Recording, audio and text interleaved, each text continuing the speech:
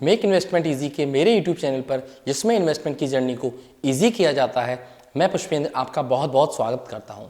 आज से मैं स्टार्ट करने जा रहा हूं एक सीरीज जिसमें मैं 10 रूल बताऊंगा न्यू इन्वेस्टर्स के लिए। मेरा कहने का मतलब है 10 रूल्स फॉर सक्सेसफुल इन्वेस्टिंग। आखिर वो टॉप 10 रूल्स क्या हैं? आइए चलिए जानते हैं उन 10 रूल्स के बारे में। यहाँ मैं सिर्फ इक्विटी की बात नहीं कर रहा हूँ, टोटल पोर्टफोलियो मीन्स इन्वेस्टिंग से रिलेटेड जो भी प्रोडक्ट है या फिर जो भी स्पेसिफिक प्रोडक्ट है उसकी बात कर रहा हूँ। चलिए चलते हैं रूल नंबर 1। रूल नंबर 1 है सेट क्लियर गोल्स, कि हमें हमारे गोल्स एकदम क्लियर रखने चाहिए, जैसे कि short term goal, medium term goal और लॉन्ग टर्म गोल।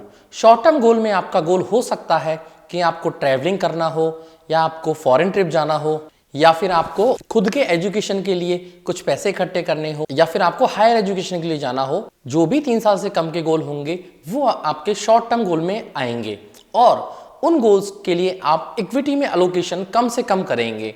मेरा मानना तो ये है कि इक्विटी में आप 20% से ज़्यादा नहीं जाएं तो आपके लिए ज़्यादा बेटर रहेगा, क्योंकि शॉर्ट टर्म में इक्विटी अच्छे रिटर्न नहीं देता है। जैसा कि मैं हमेशा बार बार कहता रहता हूँ, लॉन्ग टर्म पर्सपेक्टिव, उसका रीज़न यही है। देन इसके बाद आप आएंगे mid term goal. Mid term goal क्या क्या हो सकते हैं, आइए जानते हैं। मिड टर्म गोल हो सकते हैं आपको फ्लैट खरीदना है, या फिर आपको फर्स्ट होम खरीदना है, या फिर आपको कोई फार्म हाउस खरीदना है। 5 to 7 ईयर्स के, या फिर आप कह के चल सकते हैं 7 to 10 ईयर के जो भी गोल हैं आपके, वो आपके मिड टर्म गोल में आएंगे। इसके लिए आप स्पेसिफिक प्रोडक्ट ले सकते हैं और इक्विटी में एलोकेशन थोड़ा ज़्यादा कर सकते हैं।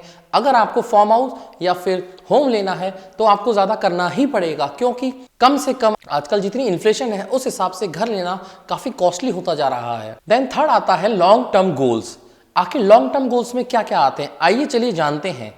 लॉन्ग टर्म गोल्स में आ सकते हैं आपके बच्चों की पढ़ाई, चिल्ड्रन एजुकेशन, या फिर आपके बच्चों की मैरिज, या फिर आपकी रिटायरमेंट प्लानिंग। इस प्रकार से आपको अपने गोल को सेट करना पड़ेगा। सबसे पहले इंपॉर्टेंट हो जाता है गोल। आपको अलाइन करनी पड़ेगी अपनी investing strategy with your goal. Suppose कीजिए आपका कोई शॉर्ट टर्म गोल है और आपको लगता है कि यार इतने की SIP तो मैं कर ही नहीं पाऊंगा, या फिर इतनी तो मेरी सैलरी नहीं है, या फिर इतना पैसा मैं कैसे इन्वेस्ट कर पाऊंगा। तो उसके लिए आपको ये करना होगा, अपने गोल्स को क्वांटिफाई मींस प्रायोरिटाइज करना होगा कि मुझे पहले घूमने जाना है, मुझे पहले होम लेना है, या फिर मुझे क्या करना है, मुझे इस चीज़ के बारे में जानना होगा, या फिर अपने फाइनेंशियल प्लानर से फाइनेंशियल प्लानिंग करवानी होगी आपको, जिससे आप एक अच्छे और बेहतर इन्वेस्टर बन सकें। अगर आप मेरी मानते हैं और इसे फॉलो करते हैं, start early and invest regularly, तो आप बहुत फायदे में रहेंगे। क्योंकि मान लीजिए आप अपने 20s के स्टार्टिंग में आप स्टार्ट कर देते हैं, तो 21, 22 लगभग 25 तक आते आते आपको